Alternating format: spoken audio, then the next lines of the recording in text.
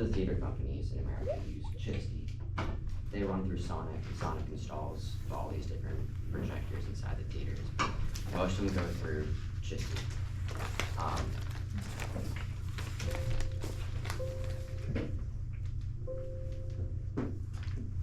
This is the projector that we use. It's a CP155. They used to offer a training course back in 2019. They don't anymore, so nobody knows how to use it. So it's so much fun. It's a lot of messing around and finding out. This is what bulbs look like. They're right here for actuality. This is a CDXL16M, so this is the smallest that it comes in. And this is one of the largest, the second to largest. This is the 45 SP. Cool things, on most of the bulbs, when you first get them, it's gonna have a warning label. It says wear protective equipment when you're taking it out. A lot of people don't. I don't, because I'd rather feel my hands than drop it with gloves on, if that makes sense. To change out a bulb, this is a reflector. This stays permanent, that you don't move that.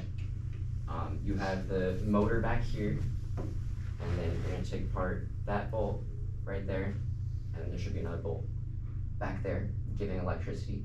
It's a lot of electricity, so make sure the projector's off.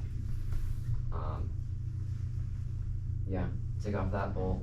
It'll unscrew from the cap. I don't think the cap's on this one, but it'd normally screw on right here.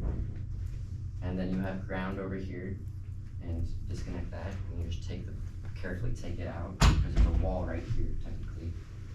So you'd have to ankle it in the reflector, and then take it out and put it back in. And when you do put it back in, make sure all the wires are connected. I found out last week that if you don't, then the projector melts. Yeah, not fun. That was a cleanup. Yeah, the projectors are worth $35,000 to $44,000, and the bulbs are ranging from $700 to $2,000, and they last different amounts for different theaters.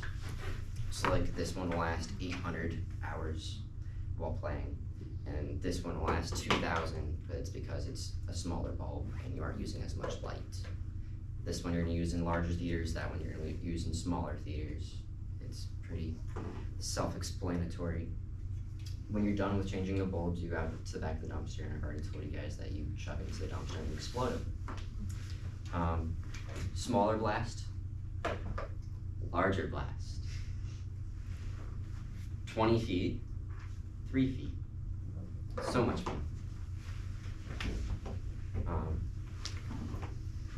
So after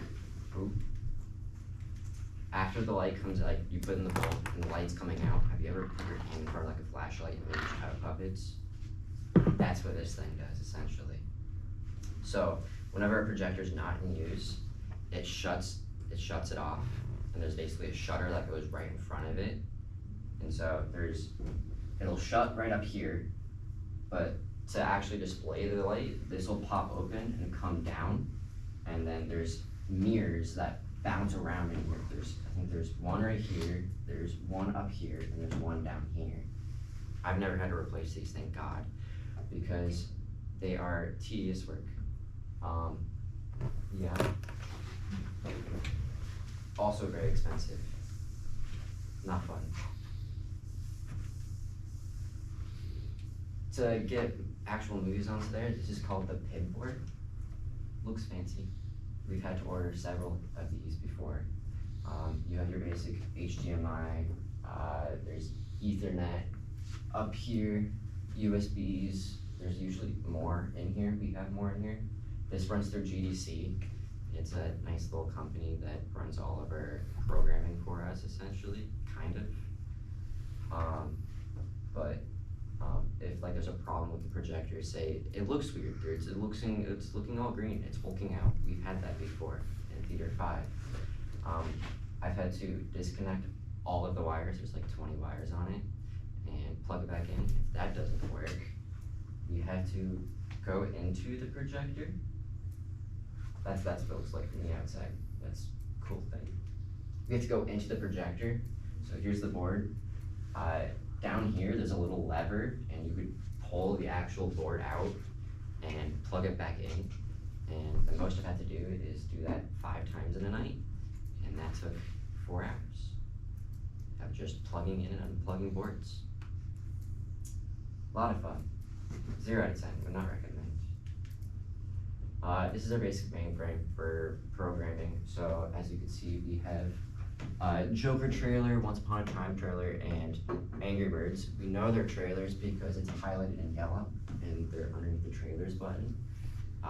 Trailers will not always show up underneath trailers. Sometimes they show up underneath features and vice versa, so it's a real pain. From there, you can save, you could rename it, and then you plug it for playback, which is basically throwing it into the player.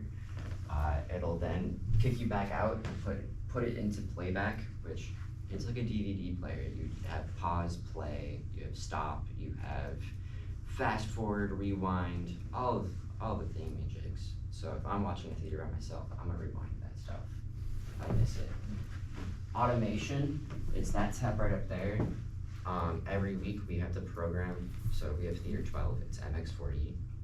You sit in these seats and they'll move around depending on what the movie's going on. And so we have to take a code basically and throw it into here, and it'll program it for us. Yeah, that's it.